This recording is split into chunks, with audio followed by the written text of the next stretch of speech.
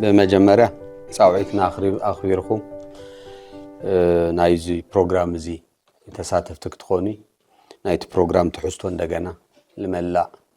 زبي تجراي لديتات تجراي العالم ملخ تكتم حلال فلنا أو زي سلال تراهم بسمي بسم محور دكانستوي هم أول بمنجستي تجراي بيرو قداي دكانستوي سم تعميق النيل كبل يفوتي همتو أورستو تري ولا اللهم لو ما عنتو زي تجانينا لنا كم ميشيغان يونيفرسيتي بدكتور تيدروس أدحانوم توهاي ولنورة أوارد تواجني ولنورة أوارد عندنا لأديتات لدكانستيو تجراي كوعل قلب الأتو مسرت أو الزوريا أدهيفنا نما حلال فوم الأختي مغنيات بمجواري مالتي أم تلفلت دكتور تيدروس أدحانوم بزعو أنا بأي أندبت أو زي مدرخ زي تناجيره مودة بتعمل كشجري يخون دعم بهم تقولنا نفولتو قدم كفيلة في تجراي هم ناي تجراي تعنا ناي وعلو عويل بهال 10 ملقمته إلوون أمنا بهاجر درجة ناي بتاعنا مينيستر قصيلوون بناي وصا قداي مينيستر بمخان لإثيوبيا عبيتي تجوارات ملكناونه عبيتي وصيتاتون لمصه أفتو عبيت ناي تعدي بتهزل اللطول يخونت بتشعيتو النورتو ناي وعلى الخونة contribution للوويو بدحريو أما بل 7 عامت حفشاوي قواي ودو بتعنا علم ناي علمنا ناي تعنا وانا دايركتر خوينو وتمريسو لحموشت عامت أقلقيلو تمساسالي أما بل 7 حموشتي ناي ودو بتعنا حفشاو قواي لخال أيزور تمريسو لعالم أب تعنا ناي وعلو الخونة عوي 10 لا جوارة لقنا زي قايو أم تلفلت ناي عالم ناي ودو تعنا راعي تعنا لخلو تعنا لهسونات تعنا لهفتام تعنا لأكل قدات اللي يخونو اللي يخونس تعنا لخلو أبيت بوتا ليفل رأي عنقيتو لسرح تكال انتخون اب ميشيغان يونيفرسيتي ناي توماس فرانسيس ميداليا اب بابليك هيلث اب عالمنا عوي كونتريبيوت لجبره تواهيلو اوارد تواهيوو اب مارش 2023 معناتيو ذا اوارد زيون $50,000 كونتلو زي لديتات لدكانستيو تجراي كوعل اللي يقبع دحر موال 3 تكالات أب تجراي تماريزان بعتنا بيلوت سرح كسرح دحر موسان لو ما عنتي محبر النوتات للنوتاتي محبر دكانستيو تجراي اتو لجنايو هافتي لاف سرح لموعل مدلواتن وديين أب تجبرا لأتي على خونتات سلالله السو كلير لمجوار انت خونتلو بوجن محبر النوتات كافت 50,000 16,000 600 ساي 600 شوعتي دولار وهم لابناينا قرشي قيرتلو خللتنا 6 مليون قرشي بمركاب مسبيرو قداي دك انستيو بمرددا اب كتما انتيچو مستللو صقم ناي دغفت اكال تكالات افته اكبابي بزي مهلايو تتحيزو او بممراء 35 دقانستيو لاب سرح كاتيا لغبر مدلوات وديا لاب تغبرا تدالي الله مالتيو سو محبر دقانستيوون باابيلو تزرزرو قربلنايو هم منغستون ببيرو غداي دقانستيو بيلو تايو كغبر لبل نجر زرزرو قربلنا انتخون مزغاطام زيغن أمت دكتور تيدروس بتدقاقامي لولو دكتور تيدروس أوزو ناي تجراي خونتات لحزب عالم دمص بمخان النفلطو لديتات تجراي عندنا قبؤن لمعتي سلامي مخانو لعالم من القسقس مخانو كلنا نفلطو قدامنا الدرجة هزون دكانستيو تجراي هزون حزب تجراي كافتو لبهال صقم ليوصه أفت صقم للو ብዙሕ ክፋል ሕብረተሰብና ስቲል ኣብ ብጣዕሚ ተበጣጠሰይ ኣብ ፀጋሚ ኩነታት ኣብ መዕቆቢ ቦታታት ለሎ ካብ ፌደራል ክመፅእ ዝግብኦ ሃፍቲ ኣብ ለይመፀሉ መድሓኒት ኣብ ለይግነየሉ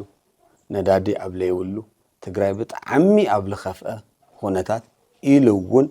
ሓደጋ ብጣዕሚ ኣብ ለንፀባረረሉ ኩነታት ኮይና ኢና እዚ ኩነታት እዚ ነከናውኖ ዘለና ዶክተር ቴድሮስ ይኹን መላእ ናይ ዓለም ህዝቢ እዚ ኩነታት እዚ ተረዲኡ ልምልከቶ ናይ ዓለም ትካላት ልምልከቶ ናይ ዓለም ህዝቢ ኣብ ጎኒ ዘን ኣዴታት እዚኣተን ክኾን ድምፂ ከስምዕ ነገራት ኩሉ ብስርዓት ብህጊ ብዘተ ክፍታሕ ብምግባር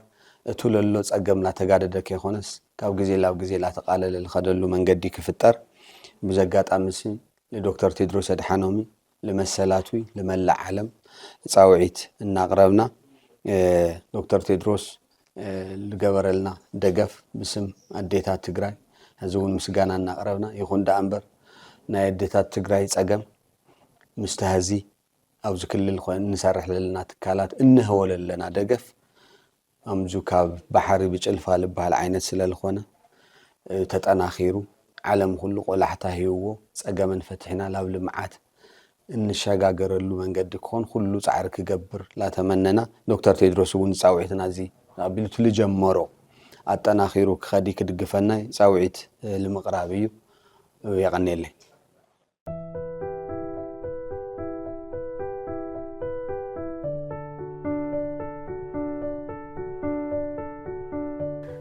ما أنا وني قنيلي كلكم أوزي زلكم ميدياتات تمل أختي نهزو تقرأين نمل العالم من كتقروا عدما نخبركم لازم أخون كرت هذا النخل يفتو أما يا دكتور تيدروس أمتعشو زولو بنحنا عندبت ناتو شرحتي ناتو نعد ملك شرحتو خنتنتن عقم حجرنا يوجن بدمر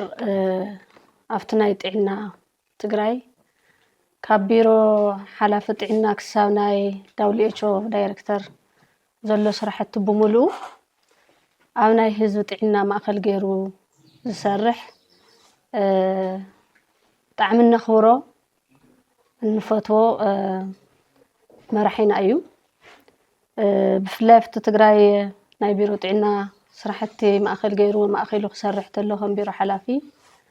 ኣብዙ ናይ ጥሙር ጥዕና ስራሕቲ ማእከል ተገይሩ ጥዕና ናብ ህዝቢ ክቐርብ ናብ ኣዴታት ክቐርብ ናብ ጣብያታት ክቐርብ ኣዴታት ብቀረባ ግልጋሎት ክረኽባ ናይ ጥዕና ኩነታት ክርዳኣ ምክልኻል ማእከል ዝገበረ ፖሊሲ ናብ ህዝቢ ክሰርጽ ኣዴታት ክውንንኦ ዝገበሮ ፃዕሪ بعالم بركي زناي ጥሙር ጥዕና ስራሕቲ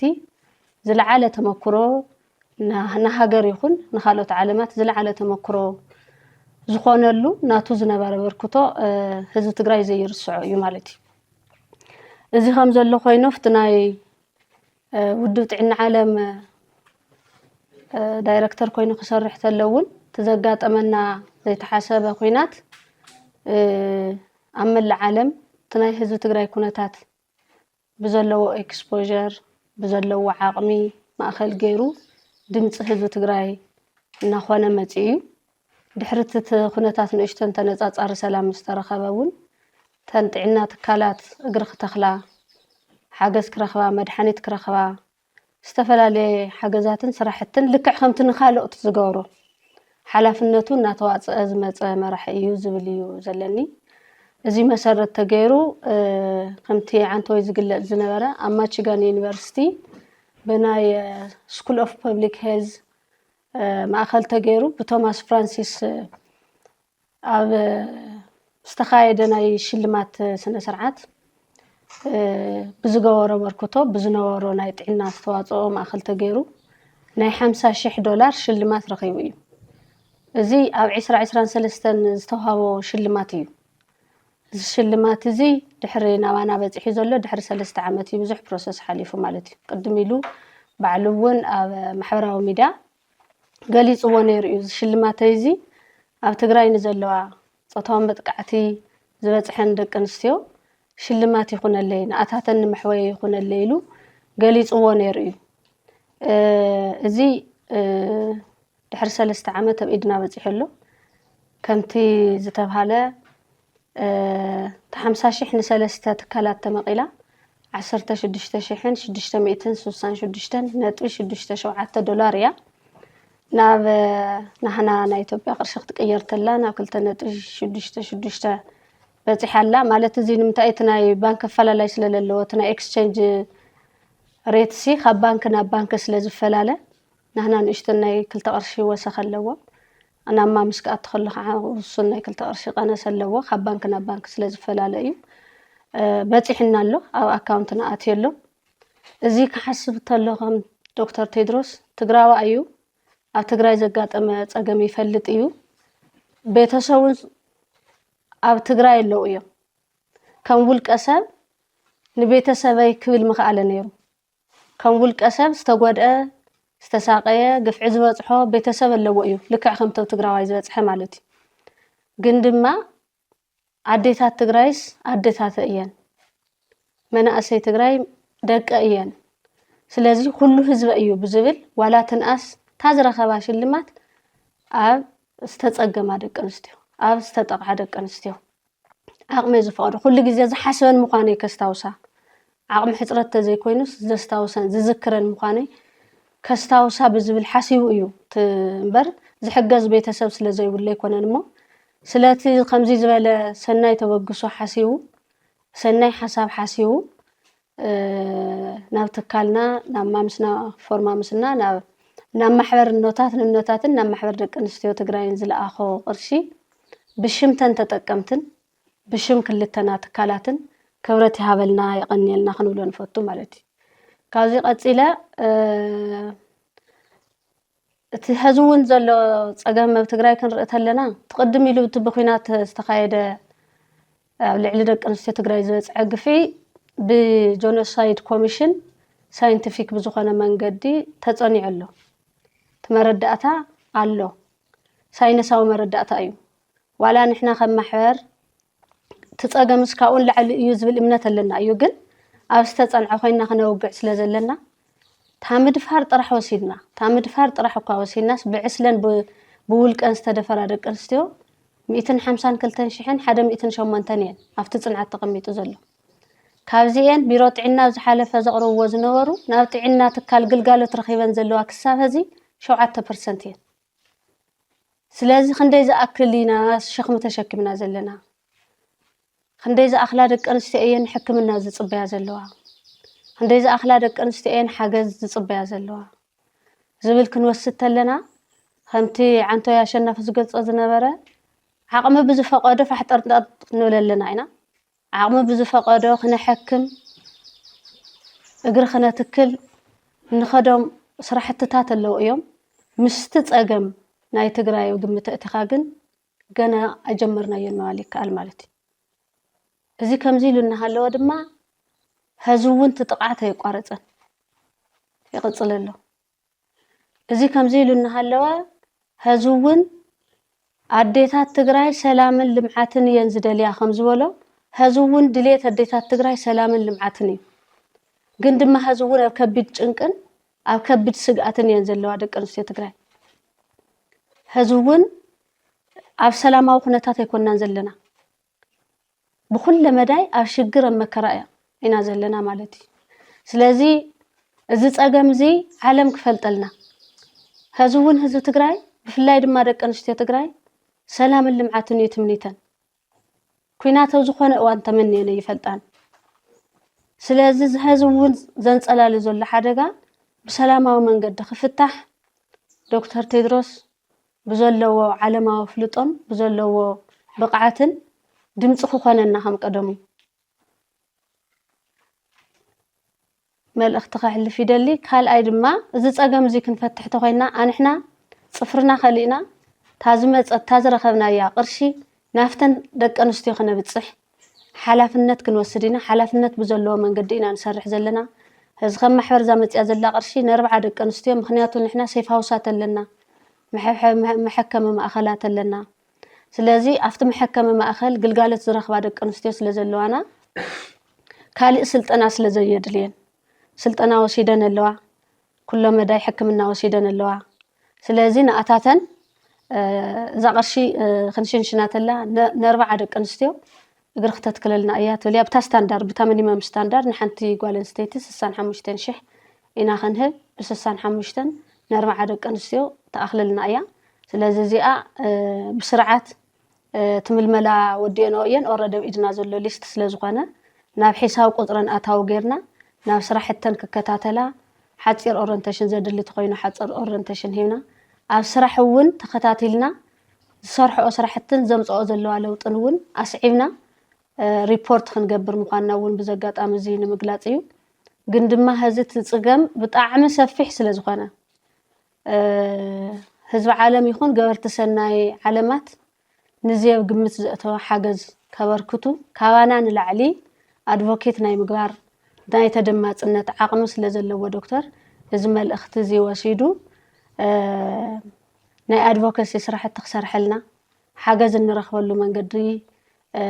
ከመቻቺ ጻዕሪ ክገብር ብዘጋጣሚ እዚ መልእኽቲ ንምሕላፍ እዩ ስለቲ ዝተገበረልና ሓገዝ ግን ብሽምተን ተጠቀምቲ ክብረት ይሃበልና ይቀኒልና ክሊፈቱ ይቀኒለ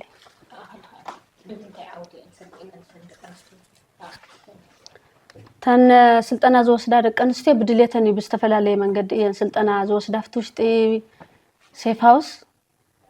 ስፌት መኪና ዝደልያ ብስፌት መኪና ይስልጥና እየን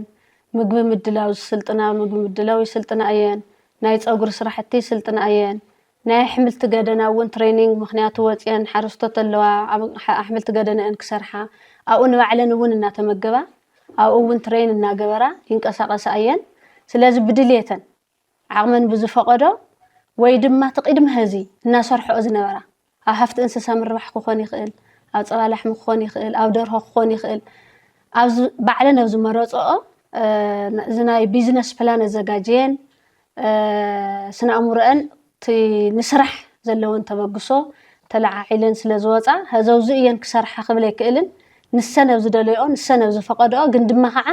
እዛ ቅርሺ እዚኣ ክበልዓኣ ታፀገም ህዚ ስለ ዘላስ ሸሚተ ምግቢ ክበልዓ እየ ዘይኮናስ ሎሚ ጠሚመን ፅራሕ ንኮ ክሓልፈለን ምዃኑ ኣሚነን ታዘላዋላ ንእሽተን ትኾን ታቅርሺ ምስ ህዚ ዘሎ ዕዳጋ ኩነታት ክንሪኣ ከለና ታቅርሺ ዓባይ ማለት ዘይክትኮን ትኽእል እያ ግን ንዘይብሉ ከዓ ብጣዕሚ ዓባይ እያ ቅድም ክብል ብንእሽተን ተበጊሰን ናብ ብዙሕ ደረጃ ዝበፅሓ ደቂ ኣንስትዮ ንፈልጥ ስለ ዝኾና እዚኣ ብተግባር ናብ ስራሕ ከውዕላ ንኣብነት ሓረስቶት ተኮይነን ዘርኢ ገዚአን ህዚ ቀልጢፈን መዳበርያ እውን ገይረን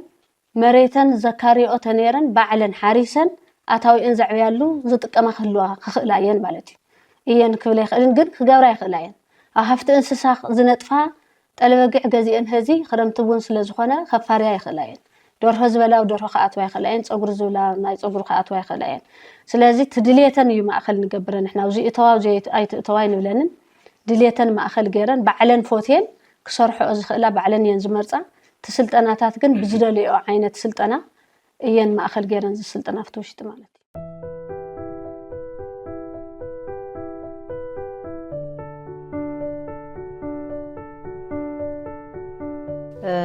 ሕሞትና ኢሎማዓንቲ ንህቦ ዘለና መግለፂ ንክቡር ዶክተር ቴድሮስ ኣድሓኖም ዘለና ክብርን ናዕዳን ንምግላፅ ከምኡ እውን ንሕወት ደቂ ኣንስትዮ ዘለዎ ግደ ንምግላፅ እዩ እሞ ያው ክቡር ዶክተር ቴድሮስ ኣድሓኖም ያው ኣብ ትግራይ ተወሊዶም ኣብ ትግራይ ዓብዮም ተማሂሮም ከም ትግራዋይ ጥራሕ ዘይኮነስ ከም ናይ ዓለም ምሁር ተሓሳቢ ተገይሩ ብፍላይ ድማ ብሞያ ጥዕና ነዚ ዝመሓለሉ ሞያ ኣኽቢሮም ንሕወት ደቂ ሰባት ዝሰርሑ ዘለው ብተግባር ዘገልግሉ ዘለው ያው መርኣያ ደቂ ሰባት ክሓውዩ ብዝተምሃርካሉ ሞያ ቃልካ ኣኽቢርካ ጥዕና ዶክተሬት እንትምረቁ እንተለውስ ንኩሉ ብዘይፈላለይ ግልጋሎት ክህብ ዝብል ቃል ኣትዮም ነቲ ቃል ንሱ ድማ ሕዚ ኣብ ዓለምና ተግበርዎ ዘለው ያው ምሁር እዮም ስለዚ ክብሪ ናዕዳ ዝግብኦም مرحينا مخانم نمجلس يفوتو ያው እዚ ዝተውሃበ ድማ እቲ ደቂ ኣንስትዮ ትግራይ ፍላይ ኣብቲ ኩናት ይፍለጥ እዩ ልዕሊ 120,000 ልዕሊኡን ብኩሉ መንገዲ ማሕሰይቲ በፂሕዎን ጥቃት በፂሕዎን ኩሉ ዓይነት ፀገም ኣብ ርእሲአን ካብ ኢልና ጀሚሩ ክሳብ ብኣካል ሰፊሕ ዝበሃል ሙዓሚቑ ከዓ ፀገም በፂሕዎን እዩ ስለዚ ያው ንባዕለይ ከይበሉ ግን ደቂ ኣንስትዮ ትግራይ ሰላም ልምዓት ፍትሒ ደለይቲ እየን ስለዚ ተን ዝተፀገማ ደቂ ኣንስትዮ ተንኣሰት ክኽእሎ ዝኽእል ክሕግዘለን ካብ ዝብል ዕላማ ተወጊሶም ንሕወት ደቂ ኣንስትዮ ትግራይ ክኸውን እዚ ሽልማት እዚ ብሽሞም ናብ ትግራይ መፅዩ ተን ዝተጠቅዓ ደቂ ኣንስትዮ ክሓውያ ዝገበሩ ኣያና መራሒና እዮም ስለዚ ብሹም ተጋሩ ደቂ ኣንስትዮ ብኩለን ተጋሩ ደቂ ኣንስትዮ ያው ከም ቢሮ ጉዳይ ደቂ ኣንስትዮ ከመስግን እየ ዝደሊ ካብኡ ከምቲ ዝተሃለ ዝቅርሺ ዝክመፅእ ከሎ ዕላማ ኣለዎ ሓውየን ብኢኮኖሚ ተዝርከባ ኢኮኖሚ ተንኣሰ መደላድል ፈጢረን ንቅድሚት ክኸዳላ ዝኽእላ ዝሓወያ ተጋሩ እዩ ብርግፅ ክረአ ከሎ እቲ ቅርሺ ከምቲ ዓንተዎ ዝግለጽ ዝነበረ ንእሽተይ ክኸውን ይኽእል ግን ንእሽተይ ድማ ኣይኮነን በቲ ሕዚ ዘሎ ናይ ትግራይ ኩነት ርኢና ትግራይ ሕዚ እውን ኣብ ከባ ኣብ ዕፅዋ ኣብ ሰላሕታዊ ፅንተት እያ ዘላ እቲ ትማሊ ዓዊሉ ዝዛረብ ነበረ ድምፂ ጥይት ሕዚ ከዓ ሳይለንት ኮይኑ ማለት ድምፂ ጥፊኡ ግን ድማ ተጋሩ ያው ናይ ጥፍኣት ኩነታት ንሕልፍ ከም ዘለና ይፍለጥ እዩ ምስ ቅርሽና ምስ ገንዘብና ምስ ንብረትና ምስ ኩሉ ክእለትና ተዓፂና ያው ኣብ ኬንዳ ልዕሊ 6 ዓመት ዝበል ህዝብ ኣለና ናብ ደቂ ኣንስትዮና ህፃናት ክተምፆ ከለካ ከዓ እቲ ፀገም ኣዝዩ መሪርን ክፉኡን እዩ ስለዚ እንታይ ንምባል እዩ እቲ እዚ ሕዚ ኣብዚ ሕዚ ግዜ ደዚ ውሳነ ዝወሲኖም ዝተኸበሩ ክቡር ዶክተር ቴድሮስ ኣድሓኖም እዚ እንትውስኑ እንተለዉ እቲ ናይ ትግራይ ፀገም ዕርዮም ስለ ዝፈልጥዎ ካብቲ ከባቢ እውን ዓብዮም ነቲ ኩነት እንታይ ሕሊፋ ትግራይ ኣብቲ መሪር 17 ጉዕዞ ቃልሲ እውን ደቂ ኣንስትዮ ተጋሩ ንመንነተን ንክብረን ተነብ ደገ ምስ ወዲ ተባዕታይ ድፋዕ ዝኸተታ ግቡአን ፈፂመን ተነብ ገዛ ዝነበራ ድማ ተቃሊሰን ደጀን ኮይነን ያው ነቲ ልምዓት ኣምፅአን ኣብ ሰናይ እቲ ናይ 17 ዓመት ጉዕዞ ተጠቀምቲ ዝኾናሉ ግዜ ሓሊፈን ግን ድማ ሕዚ ኣብ ዘይተሓስበ እዋን ከዓ ያው ከም ሃገረን ጥፍኣት ተበይን እውን ሕዚ እውን ኣብቲ ናይ መከራ ፀገም ይሕልፋ ዘለዋ ተጋሩ እየን ስለዚ ሕወት የድልየን ልምዓት የድልየን ዕብየት የድልየን ተጠቀምቲ ክኾና እዩ ትፅቢት ዝግበር ግን ሕዚ ከምኡ ኣይኮነን ትኹነት ዘይሩ ዓርስኻ ክትሓዊ ዓርስኻ ኢኻ ክትክእል ዘለካ ስለዚ ንኽቡር ኣያና ዓብዪ ክብርን ምወሳን ኣለና ብሽም ተጋሩ ደቂ ኣንስትዮ እታ ዝመፀት ቅርሺ ድማ ከምቲ ዝተባሃለ ኣፍታ ሕዚ ክተሰጋግር ትኽእል ብንእሽተይ ቅርሺ ሕዚ ሙያ ክተሰጋግር ትኽእል ነታ ዘላ ፀገም ያው እቲ ስልጠናታት ኣብ ሴፍ ሃውስ ይወሃበሎ እቲ ናይ ደቂ ኣንስትዮ ከም ትካል ማምስ ፎርማምስ እንታይ ይሰርሐሎ ይፍለጥ እዩ ብዓብዪ ከዓ ማሕበር ደቂ ኣንስትዮ ትግራይ ድማ ሰፊሕ መሓውር ዘለዎ ሰፊሕ ኣወዳድባ ዘለዎ ክሳብ ልምዓት ጉጅለ ብስርዓት ዝመርሕ ዘሎ ነባር ማሕበር እዩ ብዙሓት ደቂ ኣንስትዮን ዓቕሚ ዘጥርያሉ ማሕበር እዩ ወላ ሕዚ ብዝተፈላለየ መንገዲ ፀላእትና ኣብአን ክንሰርሕ ኣለና ኢሎም ተረባሪቦም ውዳበታት ናይ ባዕሉ ፀገማት ይሃልዎ ግን ሕዚ እውን ኣይሞተን እቲ ውዳበ ይቕፅል እዩ ዘሎ ይሰርሕ እዩ ዘሎ ስለዚ ብዙሓት ዝተጠቅዓ ደቂ ኣንስትዮ ኣብ ሴፍ ሃውስታት ኣለዋ ነዚአን ናይ ምድጋፍ ነዚአን መጀመርያ ክሓውያ ዓርሰን ክፈልጣ ዝግበር ስራሕቲ ኣሎ ሓውየን ድማ ክወፃ ከለዋ ድማ እታ ዝርከባ ኣብ ዝተፈላለዩ ገበርቲ ሰናያት ዝርከብ ቅርሺ ከዓ በታ ዝነኣሰት ንሰን ክኽእላ ዝኽእል ዓቕሚ ነቲ ዘለዎን ናይ ኣካል ብቕዓት ንዝ ኣካል ድልውነት ዘለዎን ብርኪ ሕውየት መሰረት ተገይሩ እግር ናይ ምትካል ስራሕቲ እውን ዝተጀመረ ኣሎ ስለዚ ዝርከባ ዝሃውና ቅርሺ ድማ ሕዚ እውን ተዋዲድና ኣብ ሕውየት ደቂ ኣንስትዮ ብኣንጻር እቲ ዝበፅሐና ፀገም ሰፊሕ እቲ ፀገምና በዛ ቅርሺ እዚ ኣይትውዳእን ግን ድማ እታ ዝርከባ ቅርሺ እውን ወድዓዊት ኮይና ሞዴላት ንፈጥረላ ዕድል ስለትህሉ በዚ ኣቢልና ያው ሰፊሕ ስራሕቲ ክስራሕ ዝኽእለሉ ኩነት ምፍጣር ስለዝከኣል ተኸኣኢሉ እውን ይስራሕ ኣሎ ስለዚ እቲ ቅርሺ ኣብ መዓልኡ ከም ዝውዕል ጽባሕ ዝሓወያ ደቂ ኣንስትዮ ብሹም ዶክተር ቴድሮስ ኣድሓኖም ኢለን ክዛረባሉ ዝኽእል ዓድል ንፈጥረሉ ደጊፍና ከም ኣመራርሓ ንሕና እውን ነዘን ደቂ ኣንስትዮ እዚአን ክንሕዊ ኢኮኖሚካሊ ንቅድሚት ክኸዳሉ ዝኽእላ መደላድል ክንፈጥር ግቡእና ስለ ዝኾነ ከምታ ዓንቶ ኣይተሸናፊ ዝብሎ ዝነበረ ያው እታ ናይ ማምስ ፎር ማምስ ናብ 35 ዝኾና ደቂ ኣንስትዮ ኣብ ትጮ ማእኸል ዝገበራ ስድራ ስዋኣት ፀገም ጥርዓት ዝበፅሐን ደቂ ኣንስትዮ እውን ደቀን ዘሰውኣ ሰውእተን ዝሰኣና ዝግበአን መጥቃዕቲ እውን ዝበፅሐን ገሊአን ኣሲድ ፈሲስዎን እውን ብጣዕሚ ዝተሸገራ ሕዚ ብቲ ናይ ሕይወት ስራሕ ተሰሪሕለንስ ክሰርሓ ዝኽእላ ከም ዝኾና ክሳብ ታሕቲ ከይድና ከም ቢሮ ጉዳይ ደቂ ኣንስትዮ ተዋዲድና ክንሰርሖ ዘሎ ዝግባእ ከይድና እቲ ናይ ምልመላን ናይ ምድጋፍን ስራሕቲ ምክንያቱ ሎሚ ቅርሺ ሂብናየን ጠለበጊዕ ገዚአን ወይ ደርሆ ገዚአን ወይ ሳሙና ምፍራይ ተወዲበን ድጋፍ ተዘይተገይርለን ኣጆኹን ተዘይተባሂለን ፅባሕ ዝሰጋገራሉ ዕድል ንእሽተይ ምስራሕ ስለ ዘድሊ ኣብዚ እውን ከም ዋኒን ሒዝና ያው ንሕና እውን ናይ ምድጋፍ ስራሕ ከም ንሰርሕ ዋኒና ከም ዝኾነ ካብቲ ምልመላ ጀሚርና ፍትሓውነቱ ተንዝግበአን ደቂ ኣንስትዮ ዝብል ስራሕ ትርኢና ናብ 35 ብማሕበር ደቂ ኣንስትዮ ከም ትሰሃለ ናብ 40 ዝኾነ ደቂ ኣንስትዮ ስለዚ ብተናፀል ሓደ በይኑ ማምስ ፎር ማምስ ማለት ገዛዕዮ ወሲዱ ወይ ጉዳይ ማሕበር ደቂ ኣንስትዮ ወይ ጉዳይ ደቂ ኣንስትዮ ወይ ወሲዱ ኣይኮነን ናይ ተጋሩ ፀገም ሰፊሕ እዩ ሰፊሕ ስራሕ ዘድልዮ ሰፊሕ ምንባብ ዘድልዮ ስለ ዝኾነ ኩላህና ተወዲብና ያው ክንመርሖ ስለ ዝግባእ ከም ትሰሃለ ወላ ውሕዳት ይኹና ግን